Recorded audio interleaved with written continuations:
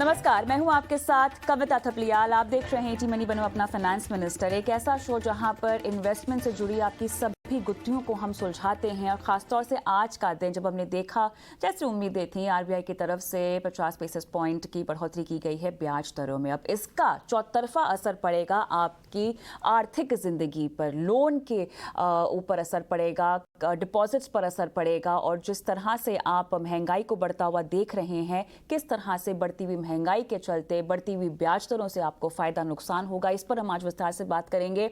खास मेहमान है इस पूरे मुद्दे को समझाने के लिए, क्रेडिट पॉलिसी को आसान भाषा में आपको समझाएंगे। लेकिन चलिए शुरुआत करते हैं शो की ऑन द शो के साथ। आरबीआई ने लगातार दूसरी बार दरों में बढ़ोतरी का किया फैसला। 50 पीपीएस बढ़ोतरी के साथ रेपो रेट आधा % बढ़कर 4.9% पर पहुंचा। FY23 के लिए जीडीपी ग्रोथ का अनुमान 7.2% पर रखा कायम।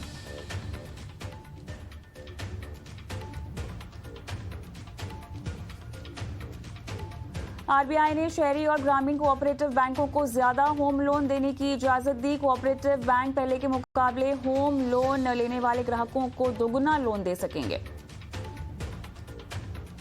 जल्द ही क्रेडिट कार्ड से लिंक होगा यूपीआई। पेमेंट आसान करने के लिए आरबीआई का मास्टर स्ट्रोक यूपे क्रेडिट कार्ड से होगी शुरुआत।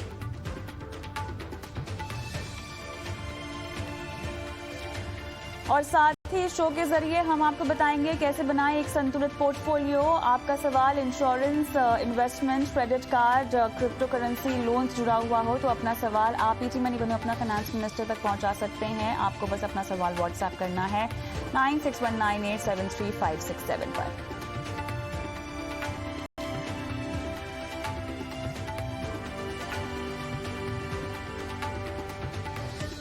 चलिए तो आज की खास पेशकश, और इसके लिए हमारे साथ खास मेहमान भी जुड़ गए हैं। हमारे साथ कोटक एएमसी की CEO debt and head products Lakshmi Iyer है। हमारे साथ महेंद्र जाजू हैं, मिरा एसेट मैनेजमेंट के सीईओ फिक्स्ड इनकम। और हमारे साथ जुड़ रहे हैं bankbazaar.com के VP strategic partnerships Abhinav Kaul. आप तीनों का स्वागत है हमारी इस पेशकश में। लक्ष्मी, आपके पास आऊंगी सबसे पहले, क्योंकि बहुत ज़रूरी है लोगों को आज की क्रेडिट पॉलिसी में लिए गए फैसलों और ऐलानों को आसान भाषा में समझाना। मुझे बताएं, 40 पीपीएस की हमने एक सरप्राइज इंक्रीज देखा, हाइक देखा, और अब 50 पीपीएस, जो कि काफ़ी उम्मीदें तो इसकी थी। लेकिन क्या आप इन्फ्लेशन के नंबर्स पर और ग्रोथ के नंबर्स पर बढ़ोतरी देख रही थी? जो टोन एक हमें सुनाई दी है जब कमेंट्री आई आरबीआई गवर्नर की तरफ से, क्या उस टोन की उम्मीद थी आपको?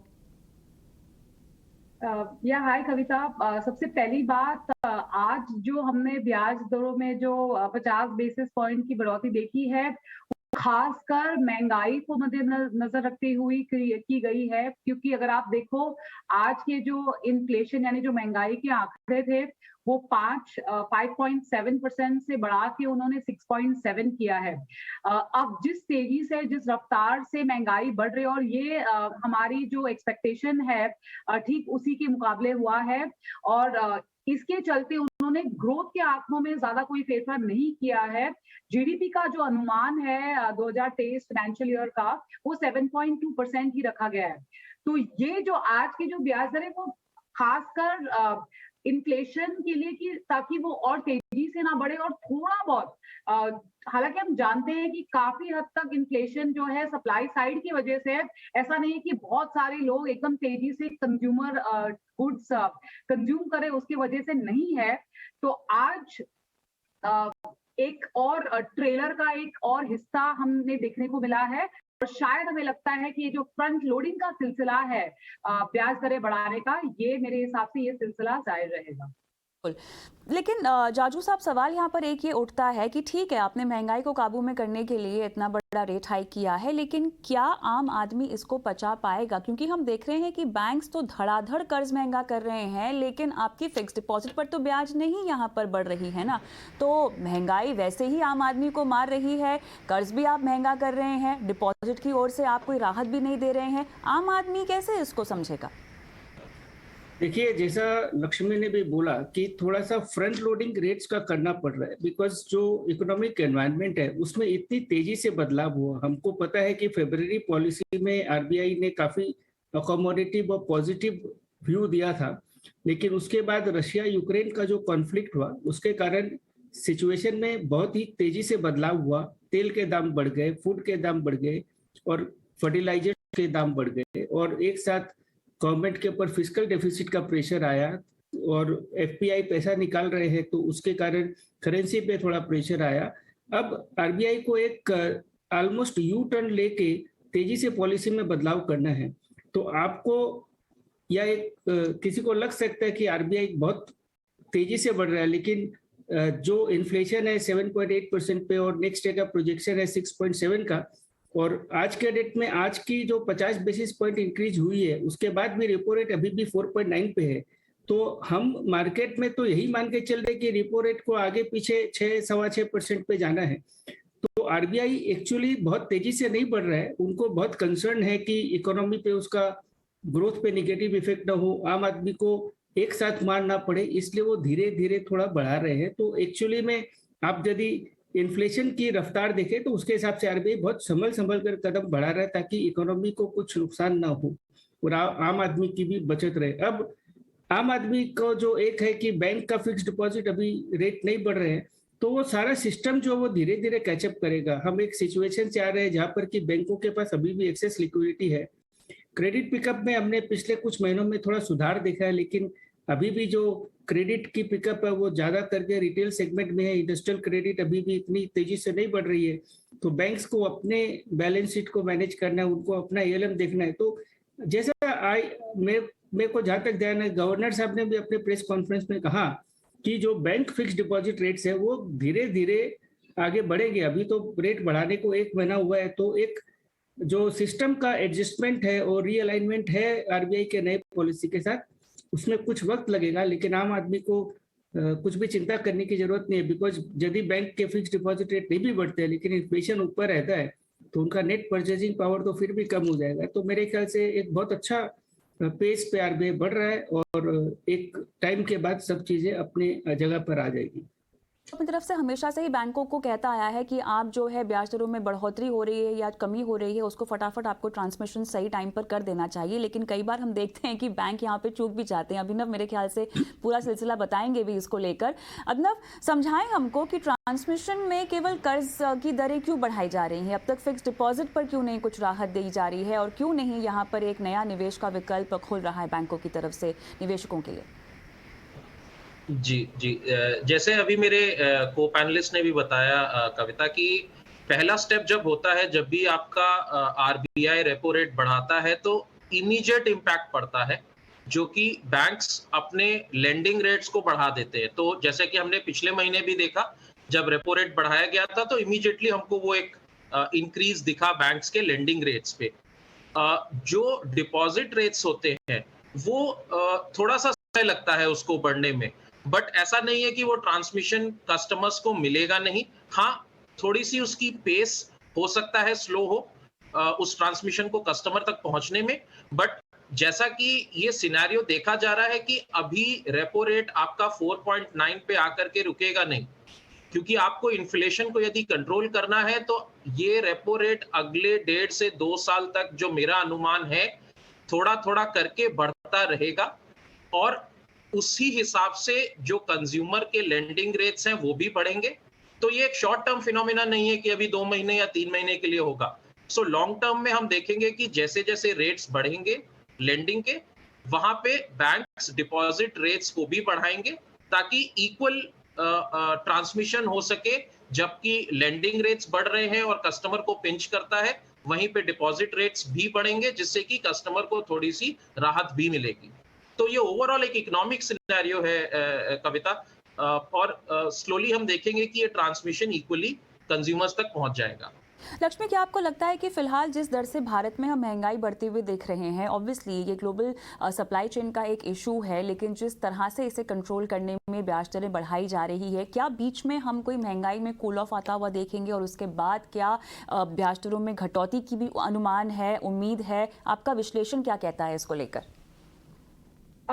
अब तक का जो डेटा ट्रेंड अगर आप देखो तो आने वाले एटलीस्ट अगले 3-4 महीने में तो इन्फ्लेशन या जो ये सीपीआई के जो आंकड़े हैं वो 7 के नीचे आता हुआ दिख नहीं रहा है। Point number 1। Point number 2 is ये कब कूल ऑफ होगा। अगर आप देखो आज गवर्नर सर ने भी बताया कि जो 75% जो इन्फ्लेशन है वो खासकर फूड और एनर्जी के तहत है, और जब तक वो दाम नीचे नहीं आ जाते जिसका सिक्लिकलिटी की वजह से अपना कोई कंट्रोल नहीं है, जब तक ये नीचे नहीं आ जाते ये Q4 FY 2023 के Q4 तक हमको ये आंकड़े 6 या 5.5 के नीचे आते हुए ड्यूरेबली आते हुए दिख नहीं रहे।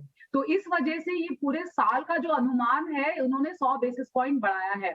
और एक और चीज कहना चाहूंगी कविता, ये इंडिया में केवल हमारे भारत देश का ही फिनोमिना नहीं है। अगर आप विश्व भर में देखोगे, अगर यूएस के आंकड़े देखोगे तो 40 साल के ऊपर की महंगाई है वहां पर, और उनकी अगर ब्याज दर कंपेयर करो तो इन्फ्लेशन से अगर आप ब्याज दरें हटाओ तो जो नेट रेट मिलता है निवेशक को वो एक नेगेटिव रियल रेट कहा जाता है, वो तकरीबन 5% नेगेटिव है। लेकिन हमारे देश में महंगाई का इश्यू है लेकिन इतनी समस्या नहीं है जितनी विश्व भर में है। लेकिन जाजू जी, कहीं ना कहीं आपको ये नहीं लग रहा है कि ठीक है तमाम देशों के सेंट्रल बैंक्स एक तरह के कदम उठा रहे हैं जो कि ब्याज दर बढ़ाना है, लेकिन क्या हमारे देश के लिए ब्याज दर बढ़ाना ही काफ़ी है? क्या यही एक जरिया है इस बड़ी मुसीबत, महंगाई की मुसीबत का सामना करने का और इसे टेम करने का? नहीं, ऐसा बिल्कुल नहीं कविता जी। देखिए, देश में कई तरह के इंस्टीट्यूशंस है, गवर्नमेंट है, आरबीआई है, लेकिन आप मोटे मोटे तौर पे देखें तो एक जो रिजर्व बैंक एक्शन लेता है, चाहे वो रेट बढ़ाते हैं, उसको हम एक मॉनेटरी पॉलिसी फ्रेमवर्क में डालते हैं, और दूसरी तरफ एक फिस्कल पॉलिसी फ्रेमवर्क होता है जहां पर गवर्नमेंट अपना काम करती है। तो महंगाई की मार के चलते हमने देखा कि लास्ट महीने में गवर्नमेंट ने पेट्रोल और डीजल पे एक्साइज ड्यूटी कम किया।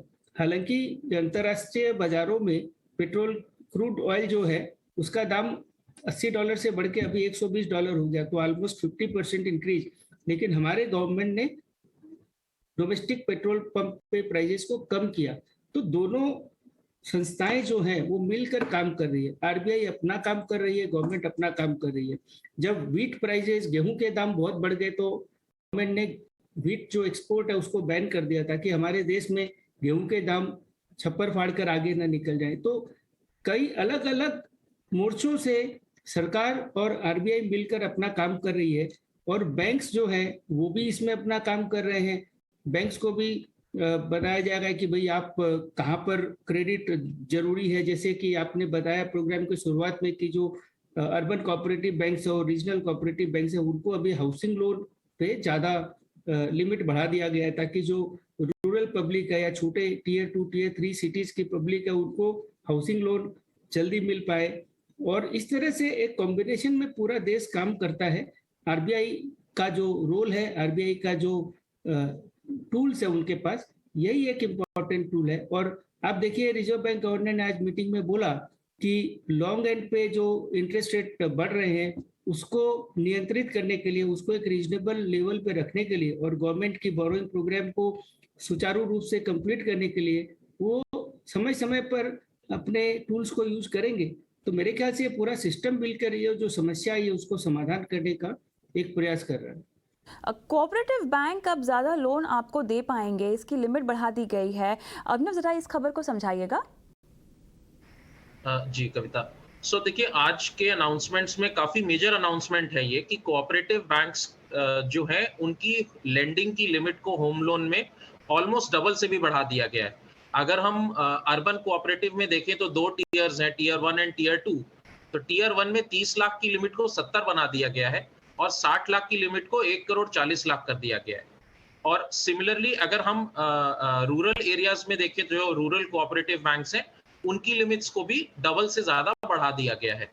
तो बेसिक इंपैक्ट इसमें क्या है, आपके जो हाउसिंग सेगमेंट को, जो हाउसिंग लोन सेगमेंट है उसको एक काफी मेजर पुश मिलेगा इससे, क्योंकि लास्ट टाइम ये जो रिवीजन हुआ था रेट्स का 9 साल और 11 साल पहले हुआ था अर्बन और रूरल का, अगर देखें हम कंपेयर करें, और उस दौरान पिछले 9 से 11 साल के बीच में जो घरों के जो कीमतें हैं वो हमने देखा कि बढ़ती जा रही थी।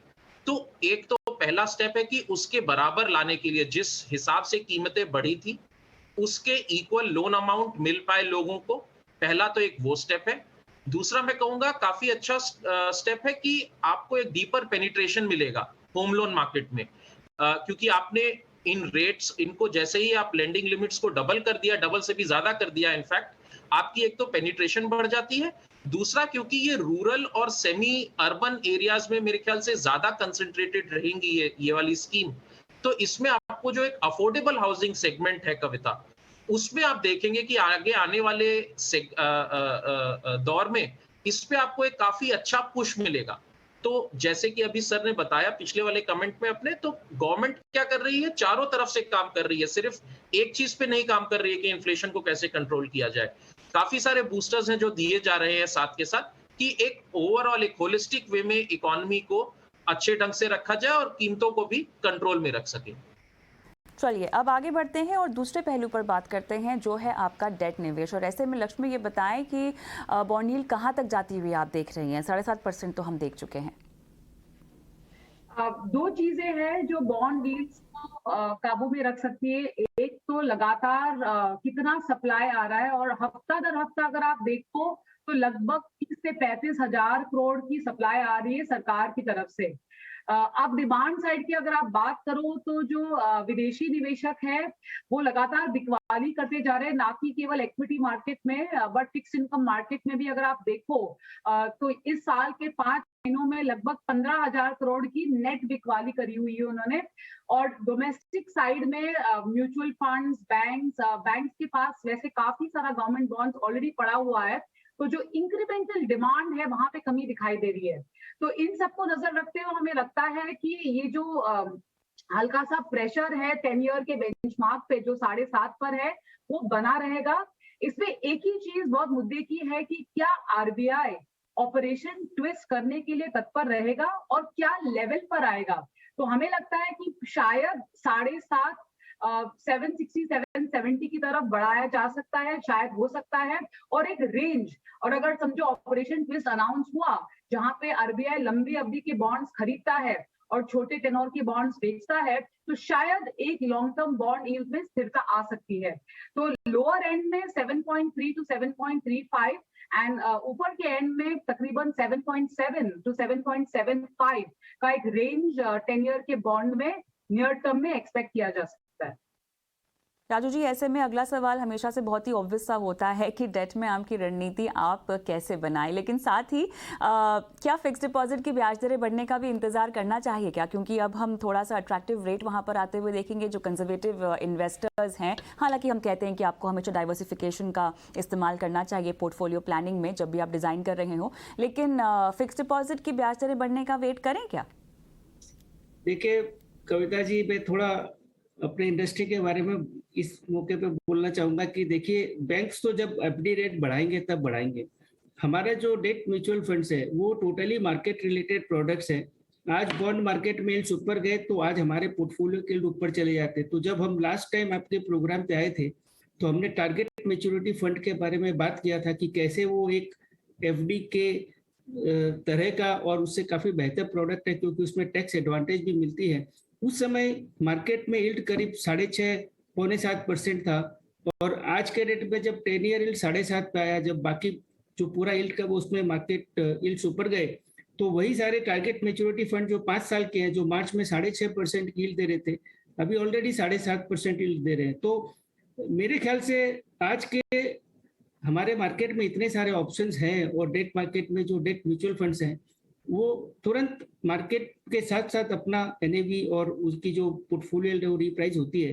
तो मेरे ख्याल से अभी बैंक फिक्स डिपॉजिट में वेट करने की जरूरत नहीं है। लोग म्यूचुअल फंड में देखें जहां पर जो मार्केट होता है उसी के हिसाब से यील्ड्स चेंज हो जाते हैं।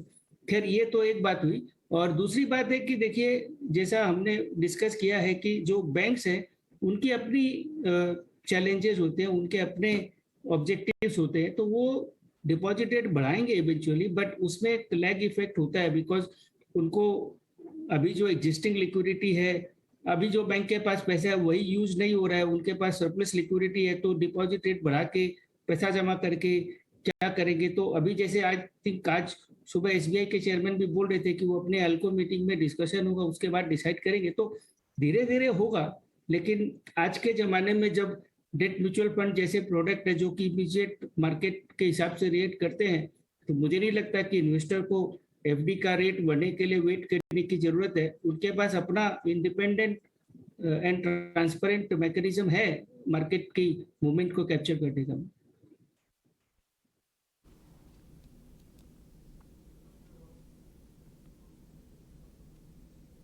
लक्ष्मी, या? आपकी राय? नहीं, मैं जाजू जी की बात से एकदम सहमत हूँ। जो मार्केट म्यूचुअल फंड्स का जो एकमात्र सबसे बढ़िया एडवांटेज ये है कि जो भी दिखता है वही आपको मिलता है। तो आज की माहौल में पिछले एक महीने में कम से कम 100 बेसिस पॉइंट से ब्याज दरें बढ़ चुकी है। निवेशकों को ये सवाल पूछना चाहिए, क्या म्यूचुअल फंड के पोर्टफोलियो में वो यील्ड रिफ्लेक्ट हो रहा है? और मेरे हिसाब से सब यहाँ पे हामी भरेंगे। और क्या बैंक की जो प्रोडक्ट्स है, जो फिक्स डिपॉजिट्स है, क्या उसी तेजी में 100 बेसिस पॉइंट से बढ़ी है पिछले एक महीने में? एंड सबको पता है आंसर नहीं है। तो रिस्क रिवॉर्ड को नजर रखते हुए, आपके टेनोर को नजर रखते हुए, क्या म्यूचुअल फंड एक बेहतरीन तरीका है निवेशकों को इसका यूटिलाइज करने का? मेरे हिसाब से डेफिनेटली। अब होम लोन जिनके पास है या जिस भी तरह का लोन है लोगों के पास, अभिनव, अब उनके लिए क्या रणनीति होगी? एक तो मुझे बताएं कि वो रीसेटिंग पीरियड क्या होता है, कैसे वो अपनी ईएमआई बढ़ती हुई देखेंगे, और सही तरीका क्या है खर्चा अपने ऊपर कम करने का? जी कविता, देखिए, ये तो अब इमिनेंट है कि रेट्स जो हैं वो बढ़ रहे हैं। इनफैक्ट लास्ट मंथ के बाद से ही जो काफी अच्छे रेट्स हो गए थे, 6.5 6.6% का रेट चल रहा था होम लोन पे, वो ऑलरेडी 7 के आसपास आ गया था। तो आज की अनाउंसमेंट के बाद तो मेरे ख्याल से ये रेट अब और ऊपर जाने की पूरी संभावना है। तो देखिए, इस सिचुएशन में कुछ 2-3 चीजें हैं जो हम कस्टमर्स को बोल सकते हैं, अपने होम लोन को मैनेज करने के लिए कर सकते हैं। जो पहला तो है कि आप अपने बैंक के पास जाकर के, पहला ऑप्शन है कि रीफाइनेंस का कर सकते हैं। आप उनसे रिक्वेस्ट कर सकते हैं कि अगर आपका लोन रीफाइनेंस कर सकते हैं तो पहला ऑप्शन आपको वो लेना चाहिए। दूसरा है, आप यदि आपका बैंक आपको रीफाइनेंस के लिए मना कर देता है, जिसके कि एक थोड़े बहुत नॉमिनल चार्जेस भी होते हैं, दूसरा ऑप्शन है कि आप दूसरे बैंक के पास या दूसरे लेंडर के पास जाकर के अपने लोन को बैलेंस ट्रांसफर करा सकते हैं। आपके पास यदि आपने 50 लाख का लोन लिया था और आज की डेट में आपका लोन 40 लाख का बचा हुआ है, और दूसरा बैंक आपको या लेंडर कम ब्याज पे लोन देने को तैयार है, तो आप अपना लोन जो है रीफाइनेंस करवा सकते हैं। तीसरा, मैं जो कि इनफैक्ट सबसे इंपॉर्टेंट चीज कहूंगा, कि एक सिस्टमिक वे में अपने लोन को आप प्रीपे करते चले। कोशिश करें कि हर साल as a benchmark, as a thumb rule, आप अपने टोटल आउटस्टैंडिंग का मान लीजिए 5% हर साल एडिशनल प्रीपे करते रहें अपनी ईएमआईज के को देने के अलावा। तो इससे क्या होता है कि आपका ओवरऑल जो बर्डन है प्रिंसिपल आउटस्टैंडिंग का, वो हर साल कम होता रहता है। तो अगर आप एक सिस्टमिक वे में प्रीपे कर सकते हैं तो वो सबसे अच्छा माना जाता है। अगर आप सिस्टमिक वे में सालाना नहीं कर सकते तो आप लमसम में भी करें। जितना भी आप प्रीपे करेंगे वो आपके प्रिंसिपल आउटस्टैंडिंग से कम हो जाएगा। तो ये 2-3 चीजें हैं जो कि अगर कस्टमर्स कर सकते हैं, और उनको करना भी चाहिए। Individual case to case depend करता है। एक अपना सेल्फ एनालिसिस करें, कैलकुलेशंस करें कि कौन से सिनेरियो में उनका बेस्ट पॉसिबल आउटकम मिल रहा है। तो ये 3-4 चीजें हैं जो हम जरूर रिकमेंड करेंगे कस्टमर्स को इवैल्यूएट करने के लिए अपने होम लोन्स को इस समय पे। चलिए, तो महंगाई जिस तरह से बढ़ रही है वो तो आपके कंट्रोल में नहीं है, लेकिन हाँ, सही और स्मार्ट फाइनेंशियल प्लानिंग के ज़रिए आप महंगाई का सामना कर सकते हैं। और अगर आपने योजनाबद्ध तरीके से अपनी निवेश रणनीति बनाई है तो महंगाई को मात देने वाला रिटर्न भी आप कमा सकते हैं। बहुत बहुत धन्यवाद आप तीनों का, इस पेशकश में आप जुड़े और दर्शकों को पॉलिसी के तमाम मायने और निवेश प्लानिंग उनको समझाई। बहुत बहुत धन्यवाद। हम आगे बढ़ेंगे और